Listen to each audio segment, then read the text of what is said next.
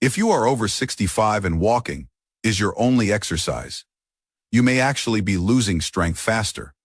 But these 3 surgeon-approved exercises work far better and only take minutes a day. Stop walking.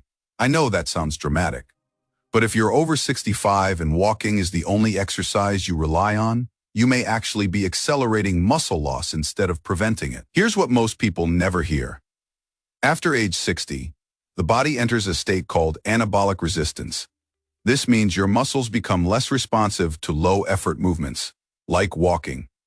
A 2016 study in the Journal of Physiology found that older adults can lose 1% of muscle mass every year, even if they stay active. That's why so many seniors tell me, I walk every day. I eat well, I take care of myself, so why am I still struggling to stand up, climb stairs, or get off the floor? It's not their fault, it's biology. Walking is great for your heart, but it's not enough to stop age-related muscle decline. Your body doesn't need more steps right now. It needs the right kind of stimulus. Movements that signal your muscles, joints, and nervous system. We still need you. Stay strong, stay awake. Today, I'll guide you through 3 scientifically backed Japanese-inspired exercises that rebuild strength, boost balance, and take less than 10 minutes a day. No gym, no equipment, no noise. If you're ready to reclaim your strength, drop "I'm not slowing down" in the comments. I read them all. The first movement is called the invisible chair, and it's far more than a leg exercise. It's a test of independence. This gentle isometric hold is inspired by the Japanese Kagami Tachi approach, strength built through quiet stillness. Beneath its simplicity lies powerful science. Lower body strength, especially in your thighs and glutes, is one of the strongest predictors of independence after age 70. According to the National Institute on Aging, the inability to rise from a chair without using your hands is one of the first signs of frailty. And here's the key. Isometric movements, where you hold a position instead of moving, activate the neuromuscular system more efficiently in older adults. They wake up fast, twitch fibers, the ones most responsible for preventing falls and helping you catch yourself. Unlike walking, this exercise forces your hips, knees, ankles, and core to work together. It strengthens the mind-muscle connection. And because you're holding instead of bouncing, it's incredibly joint-friendly. This reflects a Japanese principle known as iki, small daily rituals performed with intention. One quiet squat might not look heroic, but repeated over time, it rebuilds resilience at the cellular level, and more than anything, it restores confidence, the kind that whispers, I can get out of this chair, I can move without fear, I'm still strong. That message travels deeper than any muscle. To practice it, stand in front of a sturdy chair with your feet shoulder-width apart. Push your hips back as if you're about to sit, but stop an inch or two above the seat. Hold for 5 seconds. Let your thighs work. Feel your core tighten, then drive through your heels and stand tall again. Start with 5 slow reps, each with a 5-second hold. Rest as much as you need. Work up to 3 sets 3 times a week. If your knees feel sensitive, place a cushion on the chair or reduce your depth. What matters isn't how low you go. It's the consistency. 1 rep today becomes confidence tomorrow. The second exercise is the counter push, inspired by the Japanese idea of shin kata, movement performed with deliberate, refined form. Your upper body strength isn't just about lifting things after 65. It's about protecting yourself, catching yourself, and pushing yourself up if you fall. Wall push-ups are a good start, but they're often too gentle to create real strength. Counter push-ups offer the perfect middle ground. They add enough resistance to engage your chest, shoulders, arms, and core, without straining your wrists or shoulders. The American College of Sports Medicine reports that upper body resistance training significantly improves posture, mobility, and reduces fall risk in older adults. But there's something even more important. After 60, the brain loses some of its ability to communicate with the muscles quickly. This is called neuromuscular decline. The push-up pattern retrains that communication. It rebuilds the wiring that helps you get out of bed, push a door open, stabilize yourself, or react quickly when something shifts under your feet. The Japanese view movement as elegance, strength expressed through calm control. Shin-kata emphasizes mindful, deliberate form, and the counter push-up is the perfect example of that philosophy in action. This isn't just a push-up, it's a small daily ritual of self-respect, a reminder that every movement you make still holds purpose. The number of reps doesn't matter. What matters is the message you send to yourself every time you lean in and press back. I'm still capable. I'm still here. I still matter. That's the real strength you're rebuilding. One controlled press at a time. To try it, stand facing a sturdy kitchen counter or solid surface around hip height.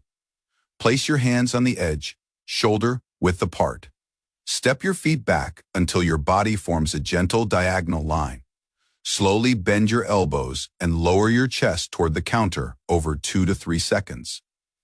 Then press back up with smooth, steady control. Start with 8 to 10 reps, rest, and repeat for 2 or 3 rounds depending on your comfort. Do this 3 times a week. If it feels too easy, step farther back. If it feels too hard, step closer. Keep your breath steady and your form deliberate. This is not about pushing harder. It's about pushing with intention. Now let's move into a movement that can truly change how your body reacts when life catches you off guard, the step-back lunge. At first glance, it looks simple, but it targets one of the most overlooked weaknesses among older adults, the ability to regain balance when something pulls you off center. And after 65, that ability isn't optional, it's essential. Falls remain the leading cause of injury, related deaths among older adults, according to the CDC. And most falls don't happen going forward. They happen backward or sideways. The problem is, most exercises only train forward motion, but stepping backward strengthens the entire backside of your body. The glutes, hamstrings, calves, and deep stabilizers that act like your internal safety net. Even more importantly, it reactivates your proprioception, the part of your nervous system that senses your position in space and helps you adjust in a split second. That's why elite balance programs and Japanese longevity communities practice slow, mindful backward stepping. It comes from the concept of ushiro ni susumu, moving backward to move forward. The goal isn't effort, it's adaptation. You're teaching your nervous system how to recover, how to stabilize, and how to stay calm, even when something unexpected happens. When done regularly, the step-back lunge builds confidence in your footing, sharpens your core stability, improves joint control, and trains your body to shift weight safely. A skill that may prevent a fall before it even occurs. And emotionally, this movement sends a powerful message. Even when life pushes me backward, I'm still in control. That mindset might be the strongest thing you build this year.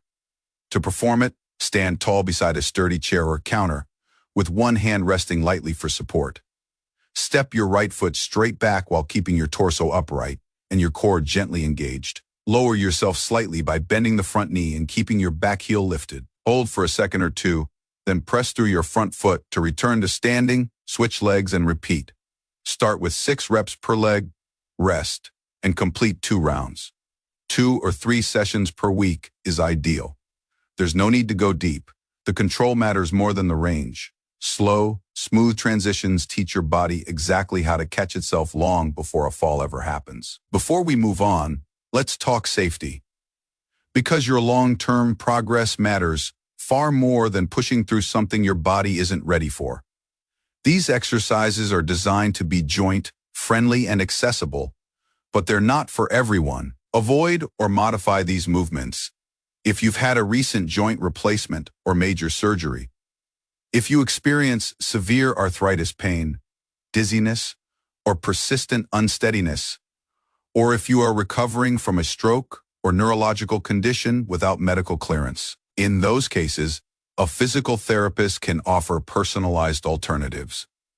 For everyone else, Keep these principles in mind. Use support whenever you need it. A chair, counter, or wall is your ally.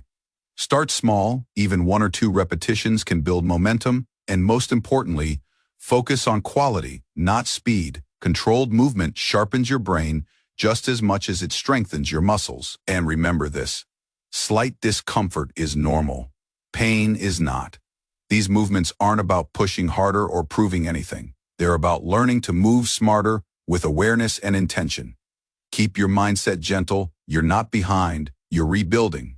Every controlled step you take today becomes confidence you feel tomorrow. Strength after 65 doesn't come from lifting heavy weights or joining a gym. It comes from showing up for yourself in small, steady moments that build into something powerful. The 3 exercises you just learned may look simple, but they're supported by decades of research. They challenge your muscles, your brain, and the coordination between them. They sharpen the neuromuscular signals that protect you when life surprises you, and they remind your body that it's still needed. In Japanese longevity culture, there's a word, ikigai, your reason to get up in the morning. When movement is done with intention, it becomes part of that purpose. These exercises aren't just physical, they're emotional.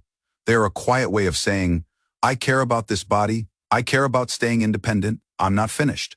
Maybe you haven't exercised in years. Maybe you've fallen before and you're scared to try again. That's okay. All it takes is 1 rep, 1 gentle squat, 1 mindful push, 1 steady step back. Movement is how we reclaim not only our strength, but our confidence, our freedom, and our joy. If you've made it this far, I'd love for you to drop a comment saying, I took the first step. It may seem small, but it's a powerful statement. And yes, I read every single one. Before you go, I want to gently encourage you to keep exploring. On your screen right now, you'll see more videos inspired by Japanese longevity practices. Simple movements that have helped millions of older adults stay strong, balanced, and independent. Take your time, click through, see what speaks to you. You don't have to be fast, you don't have to be perfect. You just have to begin. And if no one has told you this today, you're stronger than you think.